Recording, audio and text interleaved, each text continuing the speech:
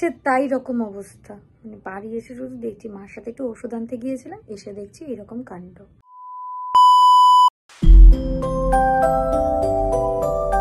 High সবাইকে, good morning. কেমন আছো সবাই? আমার একটা ব্লগে আবার সবাইকে ওয়েলকাম। আজকে 22শে জানুয়ারি সকাল, আর অনেকদিন থেকেই তো প্রস্তুতি চলছে সবারই, আর সবার মনেই একটা আলাদা রকম উচ্ছ্বাস। এবার বিকেলবেলা মার সাথে একটু বেরোনোর ইচ্ছে আছে, যে কোথায় কি হচ্ছে আমাদের এখানে, কোথায় কি কি হয়েছে সেটা দেখার জন্য। সকালবেলা উঠলে এইসব হচ্ছে আমার কাজ। আমার আর কোনো কাজ থাকুক না থাকুক, মঙ্গলা কাজ। লিজন এত হিংসুটে, রিওকে ধরলেই ও চলে আসে।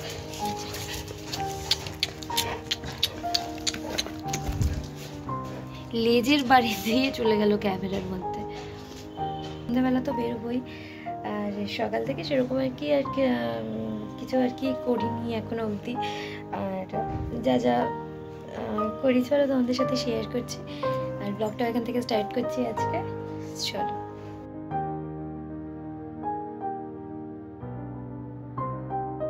ছুটির দিনগুলো না কীরকম, ঘুম থেকে উঠলেই ল্যাদ লাগে, আর সারাটা দিন ওই ল্যাদ খেয়েই চলে যায়। ঘুম থেকে উঠলাম, চাটা খেলাম, ব্রেকফাস্ট তো আর করি না এখন, ছেড়ে দিয়েছি ওসব। করে নিয়ে দুপুরের খাওয়া দাওয়া করে বেশ সন্ধ্যেবেলায় এত ঠান্ডা, আগুন মা জ্বালিয়েছিল, আগুন তাপাতে বসেছিলাম। এইবার আগুন ছাড়া না থাকা যাচ্ছে না, এত মানে 9-10 ডিগ্রি সেলসিয়াস থাকছে, অসম্ভব ঠান্ডা। আর যেহেতু আজকে 22শে জানুয়ারি, সেই জন্য ওই প্রদীপ জ্বালাতে বলে গিয়েছিল, ইনভিটেশন কার্ড দিয়ে তার সঙ্গে একটু চাল আর ওই প্রদীপ জ্বালাতে বলেছিল, সেটাই আজকে আমি আর মা মিলে জ্বালানোর চেষ্টা করছিলাম। আর হাওয়াও দিচ্ছিল এত ঠান্ডায়, তাই জন্য মানে অসুবিধাও হচ্ছিল একটু। যাই হোক, সবাই সেলিব্রেট করেছে খুবই ভালোভাবে। ভিডিও দেখছিলাম, আর সকাল থেকেই মোটামুটি তোড়জোড় টিভিতেও দেখাচ্ছিল, দেখছিলামও সেই সবগুলো। আর আমাদের চারদিকে সবার বাড়িতে লাইট জ্বালিয়েছে সুন্দর, দিওয়ালিতে যেরকম ডেকোরেশন করে ফুল টুল দিয়ে, আলপনা দিয়ে, সেরকমও করেছে। কেউ লাইট লাগিয়েছে বাড়িতে, আর সবার বাড়িতে ওই অরেঞ্জ কালারের ওই জয় শ্রীরামের ওই ফ্ল্যাগগুলো সবাই লাগিয়েছে। এত সুন্দর লাগছিল চারদিকে অরেঞ্জ, মানে দেখতেও খুব ভালো লাগছিল। আর এখানে আর মা আর আমি মিলে ফাইনালি প্রদীপগুলো জ্বালিয়ে ফেলেছি। 5টা প্রদীপই জ্বালাতে বলেছিল, জানি না, অনেককে দেখেছি অনেক কটা করেই জ্বালিয়েছে, কিন্তু আমরা 5টাই জ্বালিয়েছি। 5টা আমাদেরকে বলে গিয়েছিল, তাই 5টাই জ্বালিয়েছি। আর ঠান্ডার মধ্যে বাড়িতে আমরা যেহেতু বেরোনোর ব্যাপার আছে, তাই জন্য আর বেশি জ্বালাইনি। এবার চলে এসেছি বাইরে, মায়ের সাথে একটু প্রথমে ওষুধ নেওয়া ছিল, তারপরে সেখান থেকে একদম যেখানে ওষুধ নিয়েছি তার পাশেই এত সুন্দর করে এরকমভাবে ডেকোরেশন করা হয়েছিল। প্রত্যেক মোড়ে বড় করে রামজির ছবি দিয়ে, ফ্ল্যাগ দিয়ে প্রদীপ প্রজ্বলন করা হয়েছিল। সেখানে গান বাজনা চারদিকেই, আর এখানে সম্ভবত 108টা প্রদীপ মনে হয় জ্বালানো হয়েছিল। এত সুন্দর লাগছিল না দেখতে, আর সবখানে এই রামের গান হচ্ছিল, অসম্ভব সুন্দর লাগছিল চারদিকটা।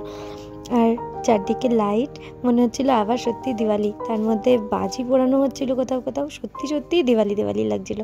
আর বাজারের এই মোড়টা অন্যদিন কীরকম লাগে, আর আজকে ফ্ল্যাগ জ্বালিয়ে, টুনি বাল্ব জ্বালিয়ে, গান বাজিয়ে, প্রদীপ জ্বালিয়ে চারদিকে ভিড়ে গম করছে, আর অসম্ভব সুন্দর লাগছে চারদিকটা। মানে আমি বলে বোঝাতে পারবো না, এত সুন্দর। সেই রাসমেলার সময় যেরকম ভালো লাগছিল, এই জায়গাটাতেও ভালো লাগছিল। আর এই জায়গাটাতে এইটা জাস্ট দেখো, এত সুন্দর লাগছিল দেখতে। আর মা বলছিল যেতে পারলাম না অযোধ্যাতে, কিন্তু এখান থেকে রাম মন্দির দেখে নিলাম। কি ভালো না, সত্যি সুন্দর বানিয়েছিল। যেই বানিয়ে আসুক, যাই করুক না কেন, অসম্ভব সুন্দর হয়েছে, অসম্ভব সুন্দর।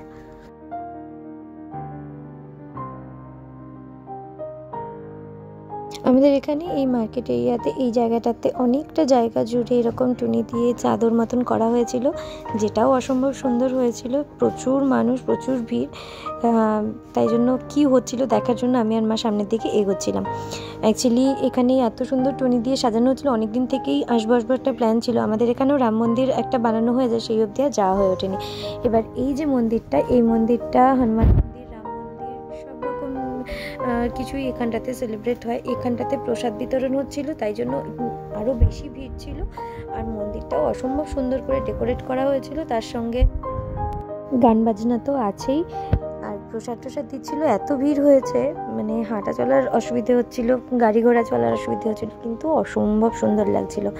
সেই চাদরের মতন টুনি বাল্ব যেগুলো বানানো হয়েছে সেই যে চলছে, এই এত দূর অবধি পুরো একভাবে জ্বলছে। মানে খুব সুন্দর লাগছিল এই জায়গাটা দিয়ে হেঁটে আসতে, সত্যি কথা। রাত বেড়েছে, ঠান্ডাও বেড়েছে, মোটামুটি 8:30টার উপরে বাজে, বাড়িও ফিরছি তাই জন্য। আর এই সেই লাইটটা এত দূর অবধি করেছে, কি ভালো লাগছে এই লাইটের নিচ দিয়ে যেতে না। বাড়ি এসে এইরকম অবস্থা, নিয়ে আসবো একটু, এক্ষুনি নিয়ে আসছি।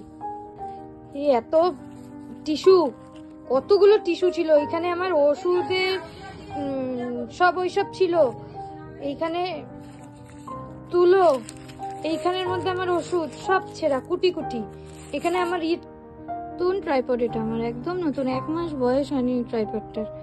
আমি খুব একটা ইউজও করি না, যে টিস্যু পেপার টেপার ঠিক আছে ছিড়ুক, ওষুধ টষুধও ঠিক আছে, তাই বলে ট্রাইপডটা এইভাবে আমি ইউজ করি না। ভালো বাইরে কোথাও গেলে ভিডিও করার জন্য, তাহলে আমি নতুন জিনিসটা কিনি, লকও হচ্ছে না এটার।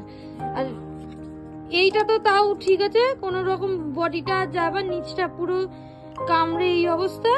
আর এই এই এই জায়গায় একটা এরকম সুইচ মানে ঘোরানোর এই জিনিসটা, এই যে কোথায় গেল, এইটা এরকম মুভমেন্ট করার একটা জিনিস হচ্ছে, এই লক টাইপের ছিল, এবার সেটাও খুলছে না, লাগছেও না।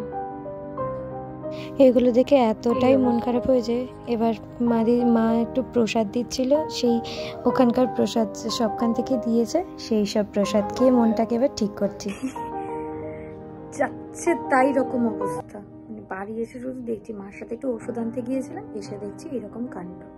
নিয়ে আসছি আমি ভয়ে খাটের তলে। তোজো তোজো, এটা তোজো, আর এটা তোজোর থালা, তোজো না ভাইয়ের থালা। চোখের পাতা পড়ে না, চোখের পাতা পড়ে না, চোখের পাতা পড়ে, এসব দেখা হবে না।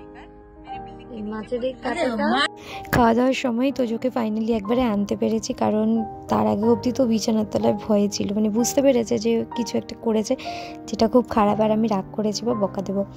যাই হোক, খাওয়া দাওয়া শেষ করে নিয়ে একটু বসেছিলাম আমি আর ভাই মা গল্প করতে। খাওয়ার পরে প্রতিদিনই একটু কোয়ালিটি টাইম 0.5 ঘন্টা 15 মিনিট যাই হোক সেটা একটু স্পেন্ড করা হয়।